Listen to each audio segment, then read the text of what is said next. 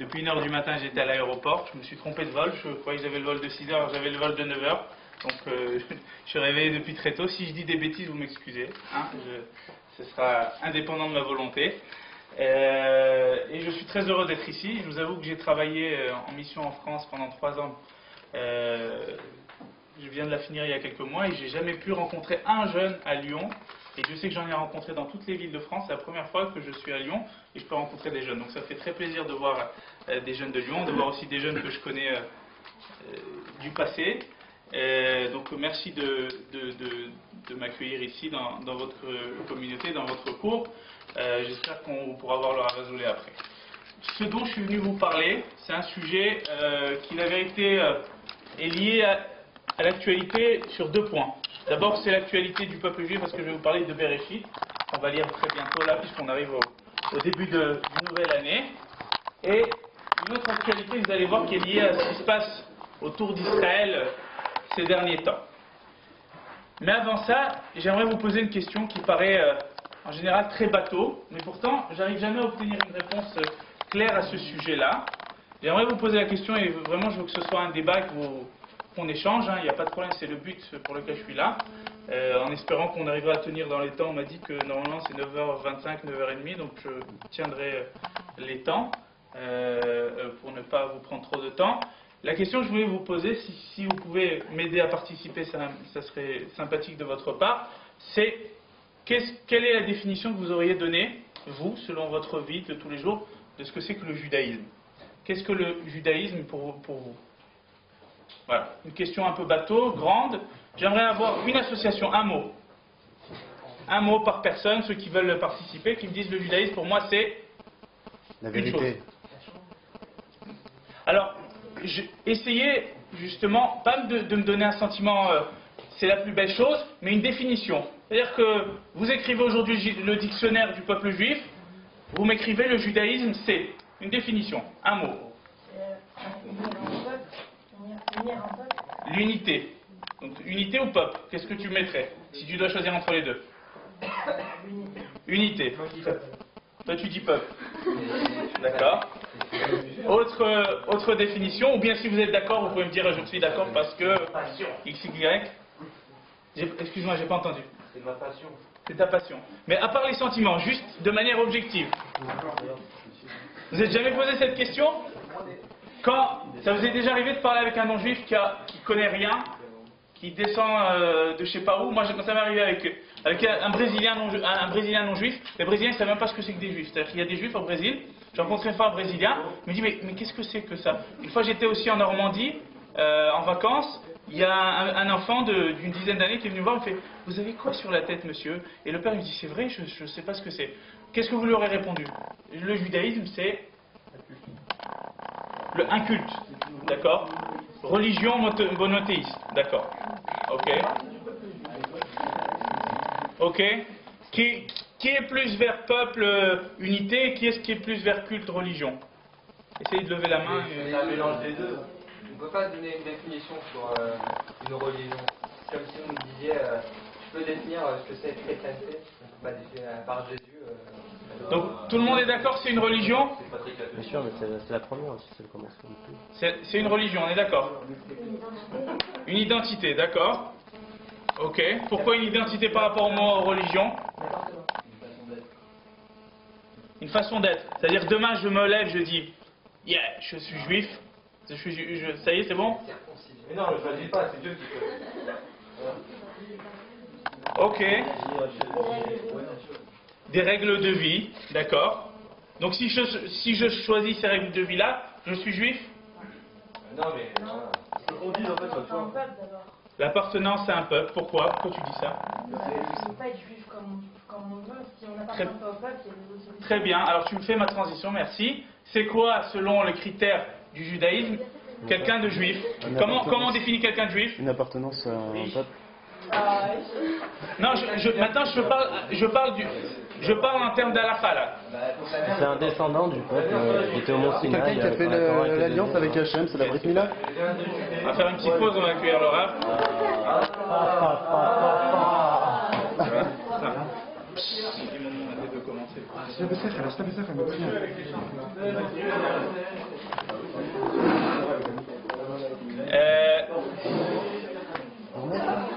Donc, vous m'avez répondu quoi donc dans la définition de juif selon la halakha, c'est quoi? J'ai entendu la bonne réponse quelque part là, chez les garçons. Faut que la mère soit juive. Ok. Donc, si on revient à ce que tu disais, je crois que c'est toi qui disais ça avant. C'est un sentiment c'est toi qui disais ça? Non? Excuse-moi, peut-être pas toi. Quelqu'un a dit c'est un sentiment d'appartenance. Donc, si moi je me sens juif, qu'est-ce qui se passe avec ça? Vous savez, j'ai rencontré à Toulon. Je me suis beaucoup baladé dans le cadre de mon poste, donc je suis allé dans plusieurs comités.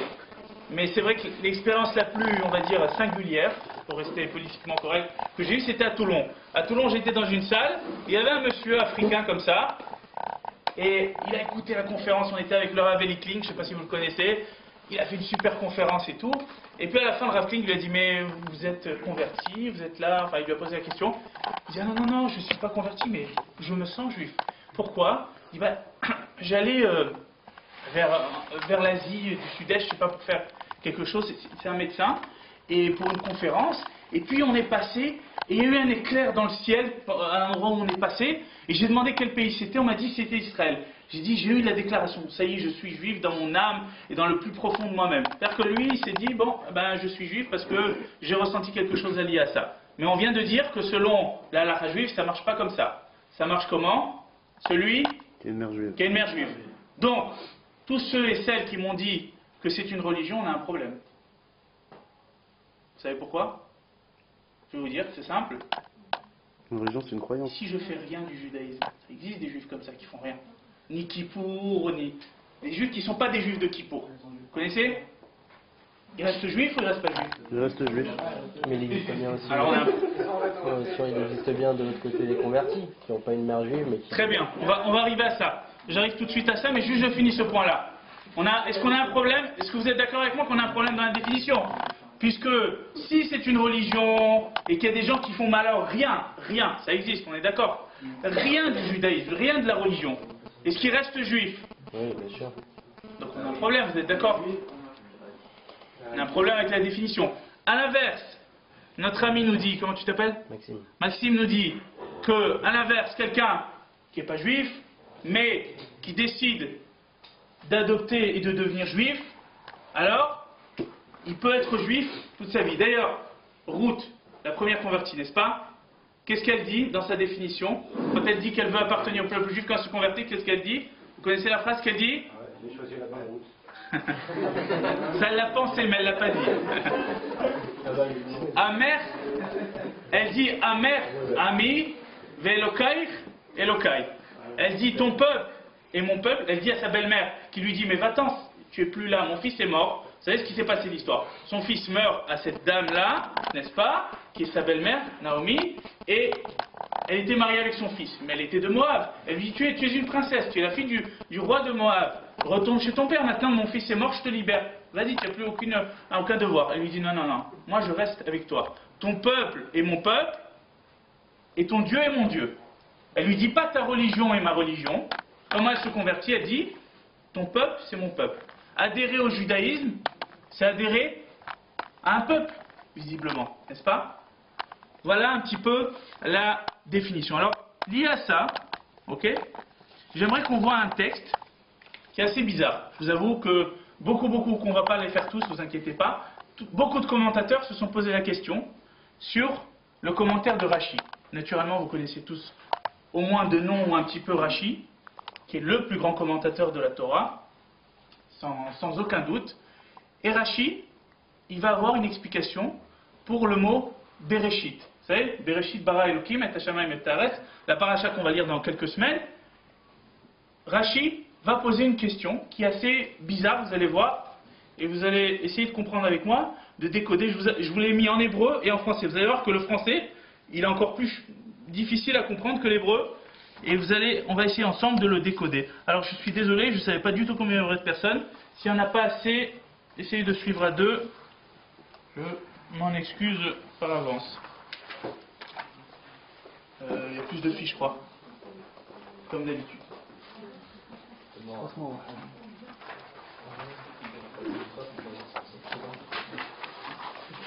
J'ai encore deux là.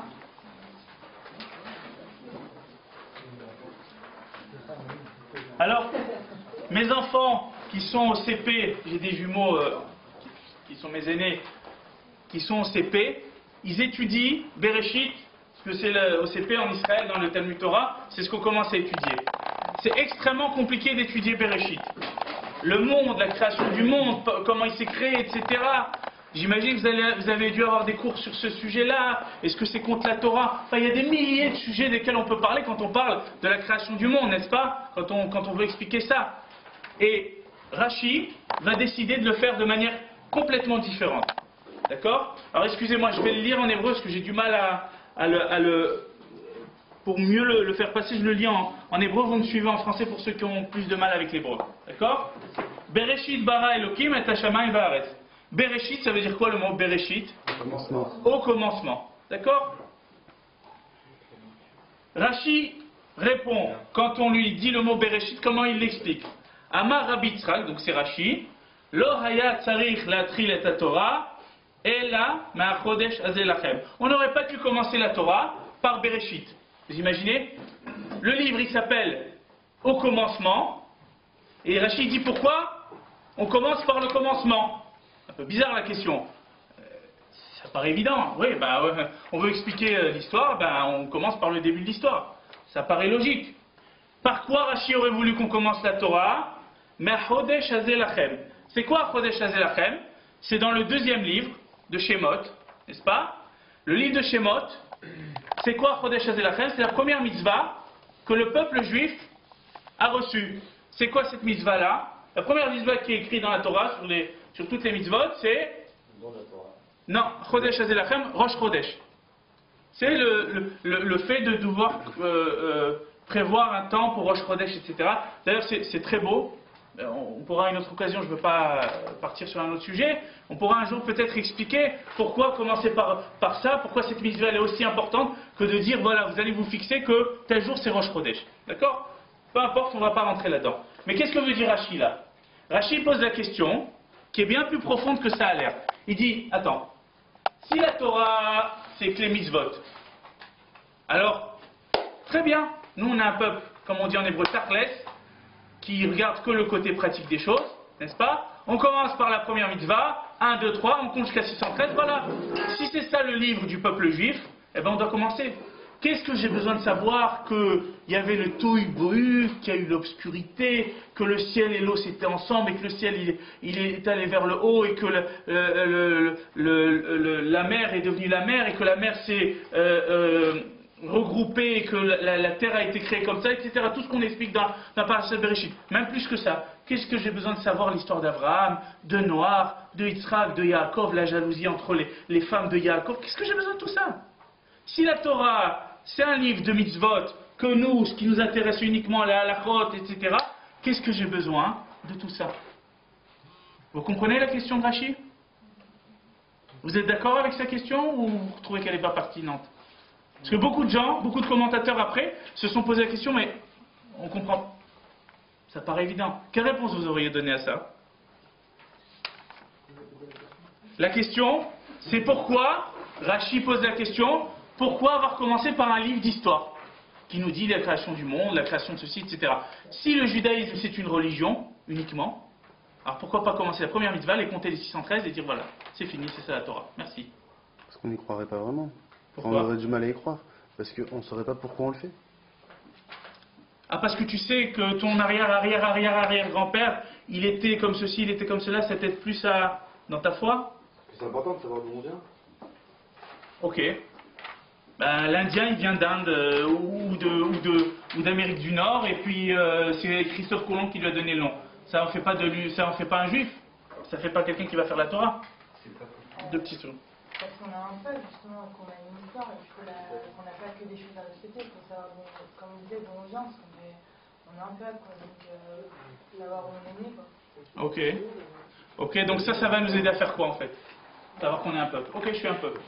Donc moi j'ai la Torah et lui il a Bouddha. Ça m'aide à quelque chose dans ma foi, dans quelque chose, a priori? Non, je suis d'accord avec toi, mais j'essaye d'aller plus loin. Hein. Ouais.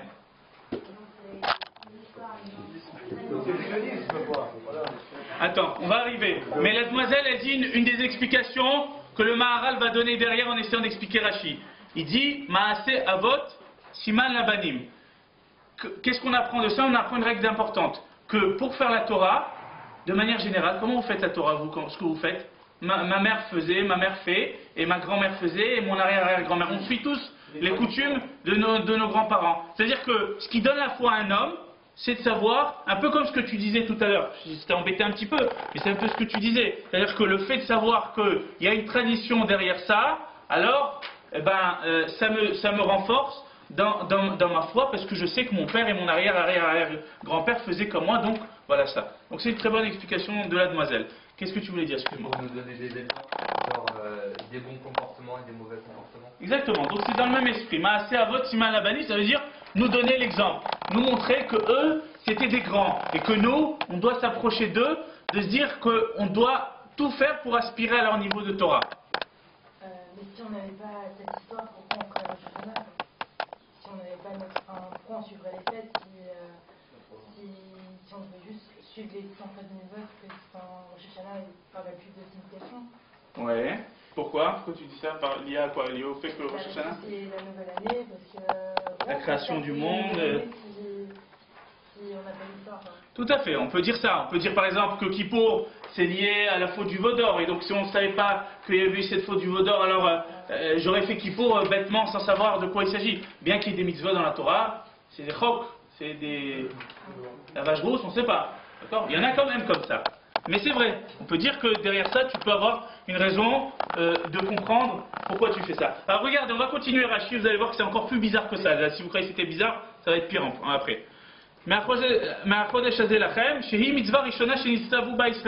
Parce que c'est la première mitzvah qu'Israël a reçue. Et donc quelle est la raison pour laquelle il a commencé par Bereshit? Mishum koach ma'asav yigid le'amo la tête lahem nachalat goyim.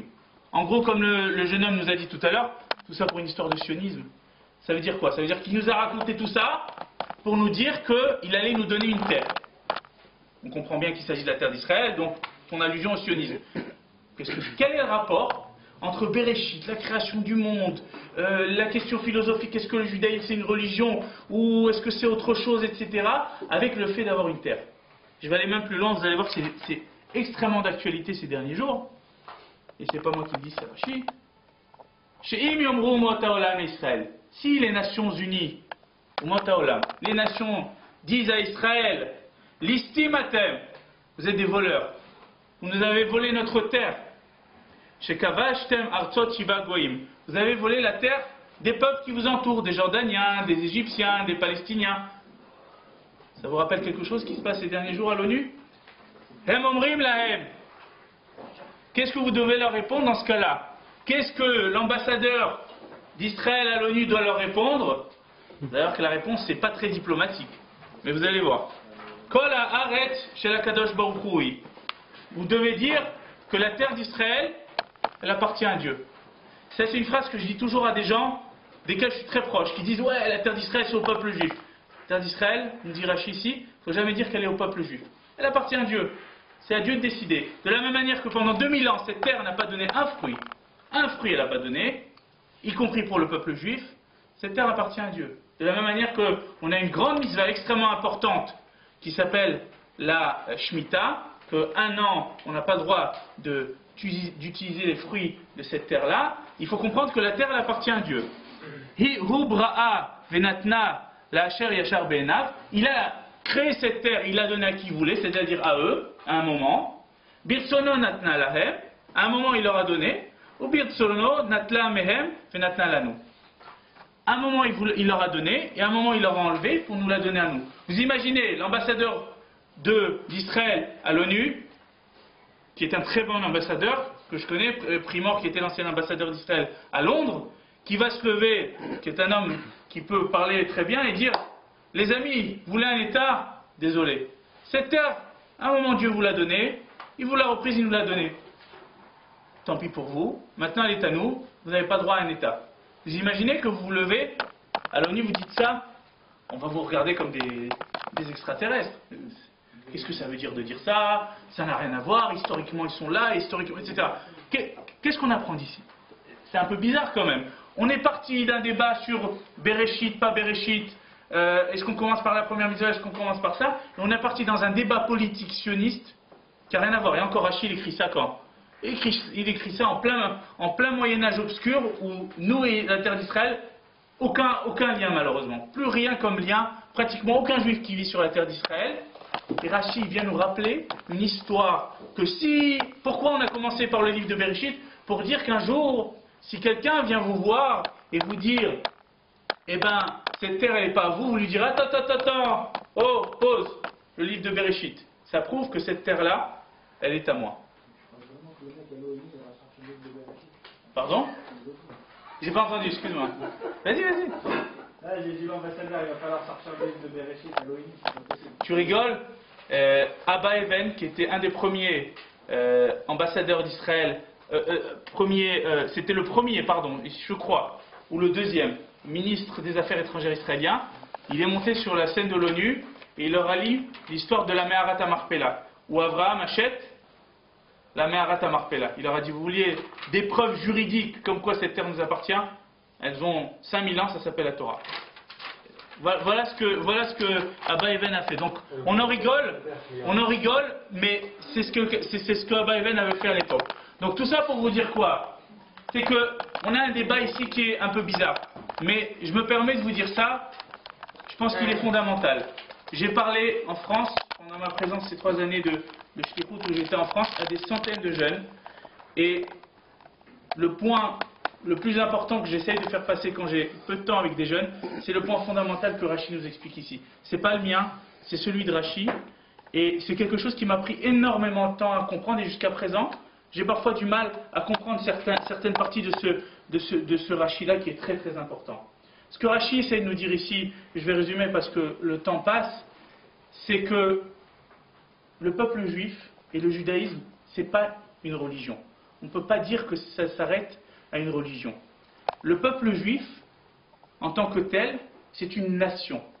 Vous savez, le mot Yehudi, juif, en hébreu, qu'est-ce qu'il veut dire? Ça vient de quoi? Judée, non? Judée. En fait, le mot juif, sachez-le, c'est un mot péjoratif. Quand vous dites à l'un à l'autre, c'est un feuge ou c'est un juif, eh bien c'est péjoratif. Parce qu'à la base, le vrai mot, et c'est paradoxal, mais c'est les Allemands qui l'avaient. Juden. Juden, ça veut dire un judéen. C'est quelqu'un qui vient de Judée. C'est-à-dire que le juif, à la base, il est lié à une terre. On ne peut rien y faire. On peut tout essayer, mais il est lié à une terre. Vous savez, j'ai beaucoup de mal avec les juifs américains, quand je viens leur faire ce genre de séminaire-là, à leur faire comprendre ça. Pour eux, le judaïsme, c'est une religion. On peut être un Américain, patriote américain, de manière la plus... Et eux, c'est des vrais patriotes. C'est-à-dire qu'avec eux, quand je parle de Jonathan Pollard, vous connaissez Pollard, hein, le fameux espion.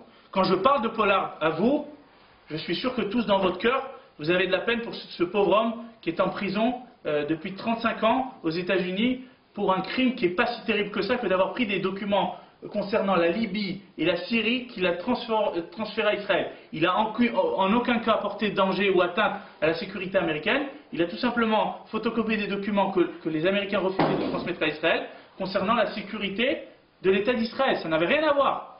Quand je vous dis ça, ça vous fait de la peine. Quand je parle à des juifs américains, 90% des jeunes à qui j'ai parlé, c'est un traître à la nation américaine, comment oses-tu dire qu'il faut le libérer, etc., etc. Même dans des mouvements sionistes, je parlais avec des jeunes du Bnei Akiva américains, c'était la même réponse que j'avais de leur part. Pourquoi? Parce que dans leur identité à eux profonde, ils sont d'abord de nation américaine, mais de religion juive. Vous savez, en France, j'ai amené des feuilles, mais on n'aura pas le temps de le faire. Un des grands de la Révolution française, Saint-Just, avait dit il faut donner tous les droits aux Juifs en tant que citoyens, mais aucun droit en tant que peuple. Pourquoi? Parce que dans leur vision des choses, dans la vision laïque française, on n'est pas un peuple, on n'est pas une nation, on est une religion. On est une religion. C'est pour ça que le judéen, il est devenu juif. Juif, c'est lié à aucune terre. Le juif, il peut être partout. Comment on nous appelle? Les juifs errants. Ça veut dire quoi? C'est une insulte de dire ça. On est des juifs errants, on n'a pas une terre, on n'a pas une histoire. Prenez la terre d'Israël, creusez creusez 1 mètre, n'importe où, à part sur la plage de Frischmann, creusez n'importe où, 1 mètre sous la terre, vous allez trouver des vestiges du peuple juif. Vous savez que le Waqf, c'est celui qui dirige les lieux saints de l'islam à Jérusalem. Je connais très bien l'histoire parce que je me suis porté volontaire dans ces travaux-là. Il a pris la terre qui a sous le Kotel, vous voyez cette région-là, là où il y a les tunnels, etc.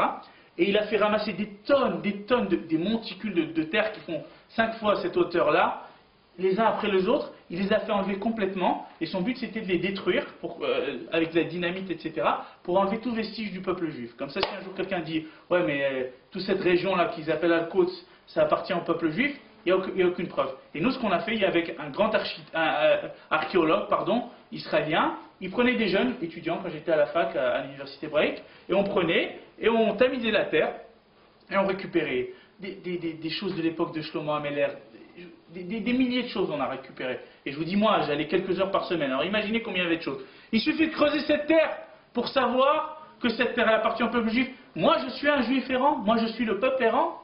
Moi, qui est peut-être le premier à avoir une terre et avoir créé une identité comme la mienne, on m'appelle un juif, on m'appelle une religion. Et je vous avoue qu'à chaque fois que j'entends quelqu'un me dire « je suis de religion juive », ça me pince le cœur. Parce que je me dis, eh ben, finalement, peut-être qu'ils ont réussi.